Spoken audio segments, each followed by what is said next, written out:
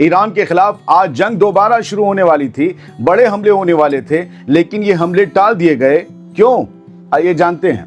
America के सदर Donald Trump ने ईरान पर होने वाले एक बहुत बड़े मिलिट्री हमले को कुछ दिनों के लिए टाल दिया है।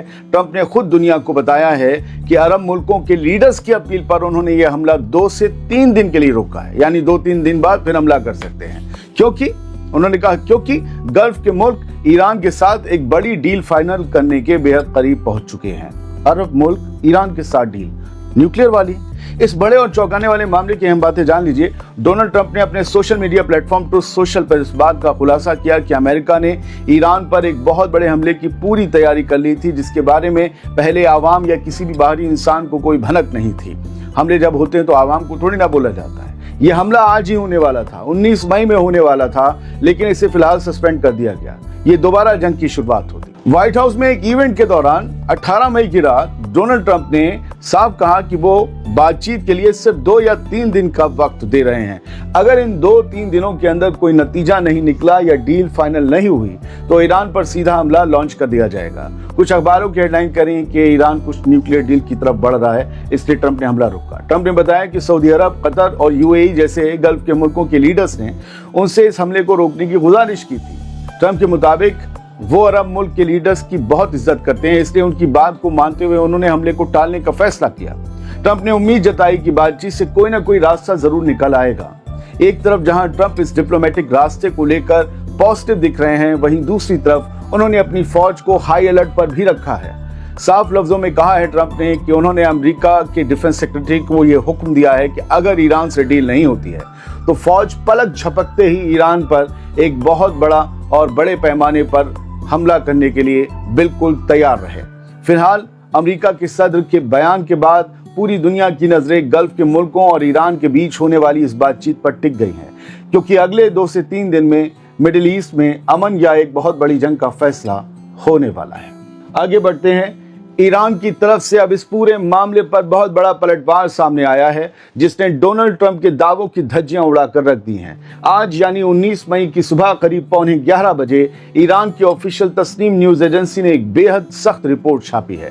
ईरान ने साफ कहा है कि ट्रंप का अरब मुल्कों की गुजारिश पर हमला टालने का दावा सिर्फ एक मन घड़ंत बहाना और झूठ है। ईरान की तस्नीम न्यूज एजेंसी ने अपनी हेडलाइन में या अपने इस ट्वीट में साफ लिखा है कि ईरान पर हमले से पीछे हटने के लिए सदर डोनाल्ड ट्रंप झूठे और मनगढ़ंत बहाने बना रहे हैं। ईरान का मानना है कि ट्रंप जंग से बुरी तरह से डर गए हैं, इसीलिए वो अरब लीडर्स का नाम लेकर पीछे हटने का रास्ता यानी भागने का रास्ता ढूंढ रहे हैं। एक नामी मिलिट्री एक्सपर्ट मैनियर के हवाले से रिपोर्ट में यह कहा गया है कि सदर डोनाल्ड ट्रंप ने कभी भी पर्शियन गल्फ के अरब लीडर्स के फायदे या उनके इंटरेस्ट को अहमियत नहीं दी है। इसीलिए ये कहना कि उन्होंने अरब मुल्कों की इज्जत में हमला टाला है, ये सरासर झूठ है।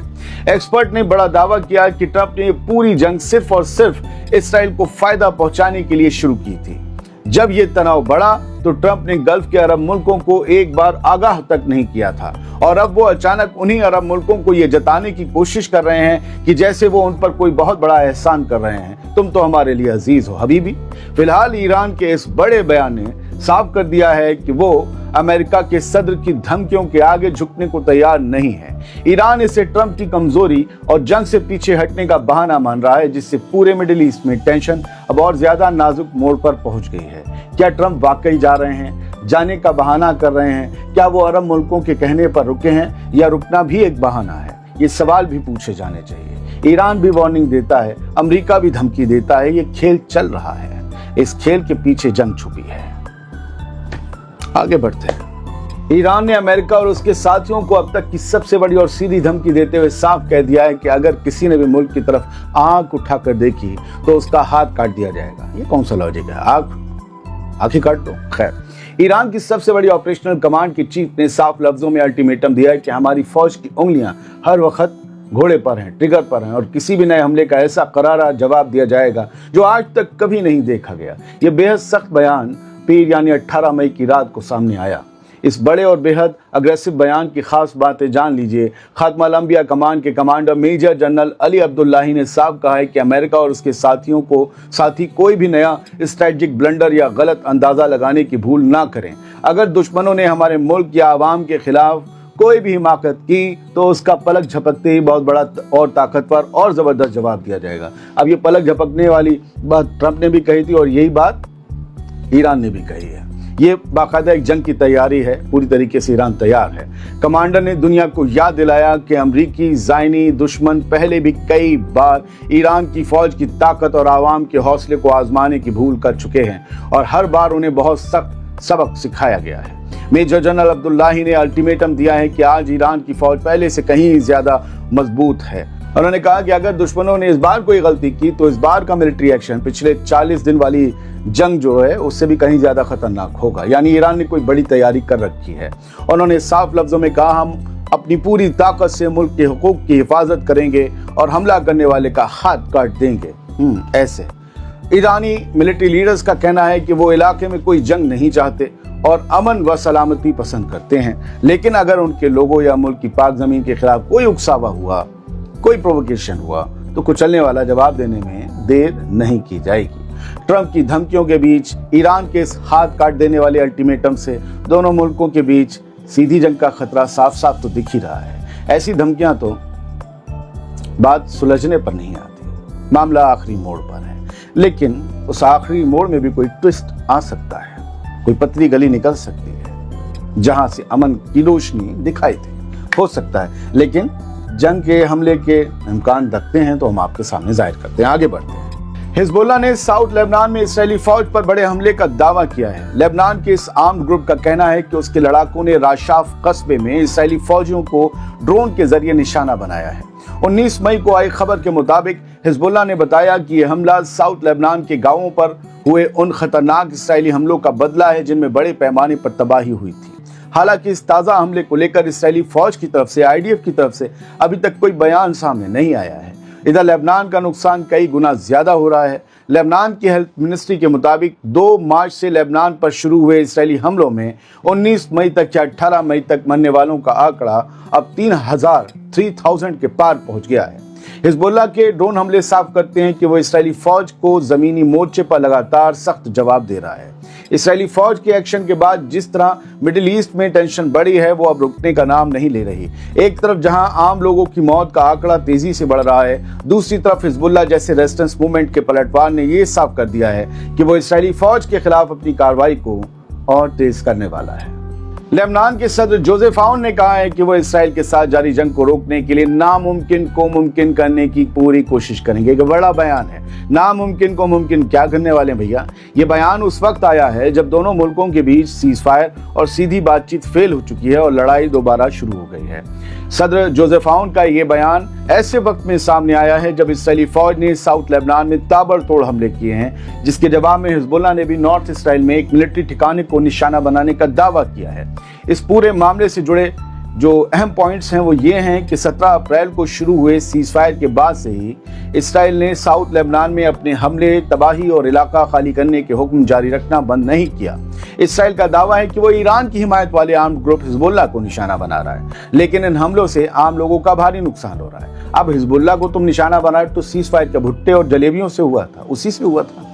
फिलहाल लेबनान के सदर का ये रुख साफ करता है कि हालात बेहद नाजुक हो चुके हैं और बातचीत के रास्ते बंद होने के बाद अब लेबनान को बचाने के लिए बड़े डिप्लोमेटिक कदम उठाने की जरूरत है।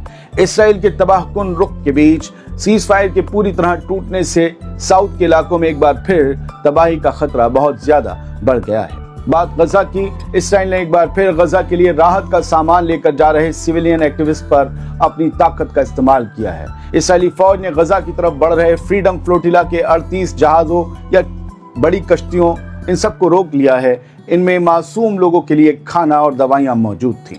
तस्वीरों में साफ देखा जा सकता है कि 18 मई की शाम को इसराइली फौज ने ग्लोबल स्मूथ फ्लोटिला की नावों पर, कश्तियों पर, छोटे जहाजों पर हमला कर दिया जो गजा में इंसानी हमदर्दी के तहत मदद पहुंचाने निकली थी।